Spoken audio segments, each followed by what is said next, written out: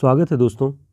कल बीपीएससी के एग्ज़ाम में आए हुए प्रश्नों को हल करेंगे हम, जो मूलतः हिंदी साहित्य से जुड़े हुए हैं। पहला प्रश्न अगर इसमें देखें जो हिंदी साहित्य का पूछा गया था, निम्नलिखित इतिहास ग्रंथों का कालक्रमानुसार सही क्रम क्या होगा। ऑप्शन में था हिंदी साहित्य का आलोचनात्मक इतिहास, हिंदी साहित्य का इतिहास, हिंदी साहित्य की भूमिका, मिश्र बंधु विनोद। तो सबसे पहले देखिए हिंदी साहित्य का आलोचनात्मक इतिहास, ये राम कुमार वर्मा जी का है 1938 में। हिंदी साहित्य का इतिहास रामचंद्र शुक्ल जी का 1929 में। और हिंदी साहित्य की भूमिका ये हजारी प्रसाद द्विवेदी जी की 1940 में। और मिश्र बंधुओं का जो मिश्र बंधु विनोद था वो 1913 में। इसके कुल 4 भाग थे और 3 भाग का प्रकाशन 1913 में हुआ और 1 भाग का 1934 में। तो पहले 3 भागों के अनुसार ही लिया जाएगा। तो सबसे पहले मिश्र बंधु, आपका जो ये ऑप्शन है, मिश्र बंधु विनोद, हिंदी साहित्य का इतिहास, हिंदी साहित्य की भूमिका और हिंदी साहित्य का आलोचनात्मक इतिहास। अगर आप देखेंगे तो इसमें हिंदी साहित्य की भूमिका 1940 है और हिंदी साहित्य का आलोचनात्मक इतिहास 38। तो आप देखेंगे कि कोई ऑप्शन इनमें से सही नहीं मिल रहा है। अब तक जो हमारे पास प्रमाण हैं उनके अनुसार मिश्र बंधु विनोद पहले, हिंदी साहित्य का इतिहास दूसरे नंबर पर, तब हिंदी साहित्य का आलोचनात्मक इतिहास आना चाहिए और फिर हिंदी साहित्य की भूमिका। तो इस तरह से उपयुक्त में से कोई नहीं होना चाहिए इसका उत्तर। आचार्य रामचंद्र शुक्ल जी ने किसे सांप्रदायिक कहकर साहित्य के क्षेत्र से बाहर रखा।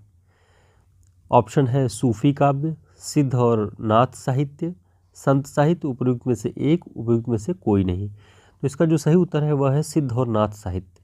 आचार्य रामचंद्र शुक्ल जी ने सिद्ध और नाथ साहित्य को सांप्रदायिक शिक्षा मात्र कहकर साहित्य के क्षेत्र से बाहर रखा, उसे साहित्य की कोटि में नहीं माना है। अगला प्रश्न है, प्रेमाख्यान काव्य परंपरा की प्रमुख रचनाओं का सही क्रम क्या है। इसमें पूछा गया है चंदायन के बारे में, मृगावती, पद्मावत और मधुमालती। तो सबसे पहले देखते हैं चंदायन जो है वो 1379 ईस्वी में है और मृगावती है 1501 में, पद्मावत 1540 में और मधुमालती 1545 में। तो इस तरह जो पहला ऑप्शन है वही सही है, आप इसे ध्यान में रखिए। चंदायन, मृगावती, पद्मावत और मधुमालती। अगला प्रश्न देखते हैं कि पृथ्वीराज रासो को अप्रामाणिक रचना घोषित करके इसका प्रकाशन किसने बंद करवाया। पृथ्वीराज रासो को अप्रामाणिक सिद्ध किया गया और उसका प्रकाशन बंद करवा दिया गया। ऑप्शन है Gilchrist, doctor Jones, doctor Wooler. उपयुक्त में से एक से अधिक, उपयुक्त में से कोई नहीं। तो इसका जो सही उत्तर है वह है डॉक्टर वूलर। डॉक्टर वूलर गौरीचंद हीराचंद ओझा, डॉक्टर मुरारीदान और आचार्य रामचंद्र शुक्ल, ये सारे लोग पृथ्वीराज रासो को जाली ग्रंथ बताते हैं। और सबसे पहले वूलर ने ही, जब जयानक का पृथ्वीराज विजय प्राप्त हुआ उन्हें, तो उसके आधार पर उन्होंने पृथ्वीराज रासो को अप्रामाणिक घोषित करके उसका प्रकाशन बंद करवा दिया। अगला प्रश्न है, निम्नलिखित के कालक्रमानुसार सही क्रम का चयन कीजिए। इसमें ऑप्शन में दिया है विनय पत्रिका, रामाज्ञा प्रश्न, रामलला नहछु, बरवे रामायण। तो इनका क्रम आपको बताना है। तो जो प्रामाणिक रूप से कहा जाता है कि रामाज्ञा प्रश्न पहले है, उसके बाद रामलला नहछु, फिर विनय पत्रिका और फिर बरवे रामायण। तो ये इसका सही क्रम होगा। तो ये बी आंसर इसका सही हो जाएगा। अगला प्रश्न, गोरी सोवे सेज पर मुख पर डारे केस, चल खुसरो घर आपने रैन भई चहुँ देश। उपर्युक्त दोहा अमीर खुसरो ने किस संदर्भ में कहा था। इसका संदर्भ क्या था इस दोहे का। तो ऑप्शन है अपने आश्रयदाता के नाराज होने पर, संपत्ति के लूटे जाने पर, हजरत निजामुद्दीन औलिया की मृत्यु पर। उपयुक्त में से एक से अधिक, उपयुक्त में से कोई नहीं। तो इसका जो सही उत्तर होगा वह है हजरत निजामुद्दीन औलिया की मृत्यु पर। अमीर खुसरो के गुरु थे हजरत निजामुद्दीन औलिया। जब उनकी मृत्यु हुई तब उन्होंने इसे लिखा कि गोरी सोवे सेज पर मुख पर डारे केस, चल खुसरो घर आपने रैन भई चहुँ देश। तो इसे ध्यान रखिए, ये इसका सही उत्तर होगा। आगे देखते हैं कि इसका जो 76वां प्रश्न है उसमें मिलान करना है। मिलान करना है तो देखिए आप इसमें सबसे पहले निम्बार्क संप्रदाय, निम्बार्काचार्य, ये स्पष्ट है। राधा वल्लभ संप्रदाय और हरिदासी संप्रदाय और गौड़ी संप्रदाय। गौड़ी संप्रदाय का तो सही है, आप जानते हैं कि चैतन्य महाप्रभु है। निम्बार्क संप्रदाय का निम्बार्काचार्य हो गए। तो दो ऑप्शन आपको मिल रहे हैं कि ए का दूसरा होगा और चौथे का चौथा होगा। तो ये ऑप्शन अवेलेबल है सी वाले में, तो ये सही होगा। ठीक,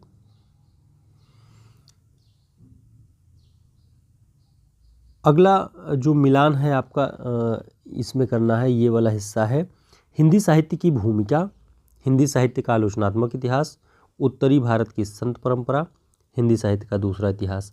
हिंदी साहित्य का दूसरा इतिहास बच्चन सिंह, ये सही है। उत्तरी भारत की संत परंपरा परशुराम चतुर्वेदी जी की है। हिंदी साहित्य की भूमिका आचार्य हजारी प्रसाद द्विवेदी जी के है। और हिंदी साहित्य का आलोचनात्मक इतिहास ये है राम कुमार वर्मा जी का। तो इस हिसाब से जो आपका उत्तर होगा वो होगा हिंदी साहित्य की भूमिका हजारी प्रसाद द्विवेदी, यानी ए का दूसरा और कोई नहीं है, तो आपका यही ऑप्शन सही हो जाएगा। बी का चौथा यानी कि आलोचनात्मक इतिहास राम कुमार वर्मा जी का। तो ये पूरा क्रम मिल रहा है। तो उत्तरी भारत की संत परंपरा, ये पुस्तक हो सकता है आपके लिए नई हो, ये परशुराम चतुर्वेदी जी की है। आचार्य रामचंद्र शुक्ल जी ने हिंदी साहित्य के इतिहास के अंतर्गत जो अष्टछाप के आरंभिक 4 कवियों का क्रम क्या बताया है? ऑप्शन में नंददास, सूरदास, परमानंदास, कृष्णदास, इतने लोगों का नाम दिया है। तो शुक्ल जी ने जो बताया, सबसे पहले उन्होंने सूरदास जी का नाम लिया, उसमें लिखा हुआ है सूरदास। फिर कुम्भनदास जी का नाम आता है जो इसमें नहीं है। कुम्भनदास जी के बाद परमानंद दास जी का नाम आता है, फिर कृष्णदास जी का नाम, और सबसे अंतिम में नंददास जी का नाम आता है। तो इस हिसाब से आपका जो विकल्प होगा वो होगा सूरदास यानी कि 2, फिर सूरदास के बाद नंददास इसमें दिया है ऑप्शन, नंददास यानी 2, 1, 4, 3। तो ये इनमें से कोई ऑप्शन ऐसा नहीं है जो कि मिल रहा है, क्योंकि सबसे पहले सूरदास की बात हमने बताई, सूरदास, उसके बाद परमानंदास, फिर कृष्णदास, फिर नंददास, यानी कि पहला वाला सबसे अंतिम में होगा और दूसरा वाला सबसे पहले। तो इनमें कोई भी ऐसा ऑप्शन नहीं है जिनमें ये अवेलेबल हो। 3 में से कोई नहीं हो जाएगा इसका उत्तर। इधर देखते हैं मिलान वाले में। मिलान में समय किस में कहा गया है? पृथ्वीराज रासो में। कांड किस में है? रामचरितमानस में। खंड किस में है? पद्मावत में। नागमती वियोग खंड, फलाना खंड। सर्ग किस में है? साकेत में। तो ये अपना आप मिलान इस हिसाब से देख लीजिएगा। डॉक्टर पीताम्बर दत्त बर्थवाल के अनुसार रामचंद्रिका क्या है? ऑप्शन है असाधारण महाकाव्य, फुटकल कवित्वों का संग्रह, छंदों का अजायब घर, उपयुक्त में से एक से अधिक, उपयुक्त में से कोई नहीं। तो इसका जो सही उत्तर है वह है फुटकर कवित्वों का संग्रह। डॉक्टर पीताम्बर दत्त बर्थवाल जी ने रामचंद्रिका को, केशवदास जी की रामचंद्रिका को फुटकर कवित्वों का संग्रह कहा है, और रामस्वरूप चतुर्वेदी जी ने छंदों का अजायब घर कहा है। इसे भी ध्यान रखिएगा। अब देखिए, एक प्रश्न पूछा है कि प्रयोगवाद के प्रवर्तक के अनुसार प्रयोगवादी कवि का मुख्य तथ्य क्या था? अब इसमें सबसे पहले देखिए कि प्रयोगवादी विचारधारा के अनुसार नहीं, प्रयोगवाद के प्रवर्तक कौन माने जाते हैं? अज्ञे जी। और अज्ञे जी प्रयोगवाद के बारे में कहे जाने वाले तमाम तथ्यों को नकारते हुए बस ये कहते हैं कि ये नई राहों के अन्वेषण में लगे हुए कवि थे, या प्रयोगवाद नई राहों का अन्वेषण करना था। तो इसका ये सही उत्तर हो जाएगा। और इनमें से कौन से भारतेंदु मंडल का लेखक नहीं है? ऑप्शन है प्रताप नारायण मिश्र, बालकृष्ण भट्ट, श्रीधर पाठक, उपयुक्त में से एक से अधिक, उपयुक्त में से कोई नहीं। तो श्रीधर पाठक जो है वो भारतेंदु मंडल के नहीं है। अगला प्रश्न है, इनमें से कौन तीसरे सप्तक का कवि नहीं है? अब तीसरे सप्तक के कवियों को पहचानने के लिए हमने आपको सूत्र एक क्लास में बताया हुआ था, केकुकी विप्रसम।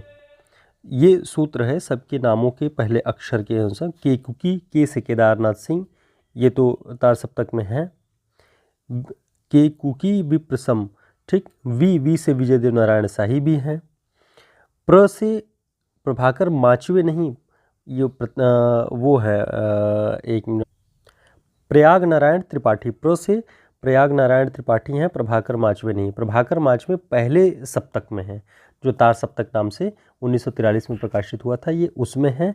तीसरे सप्तक में नहीं है ये। तीसरे सप्तक में है कौन? केदारनाथ सिंह, विजय देव नारायण शाही।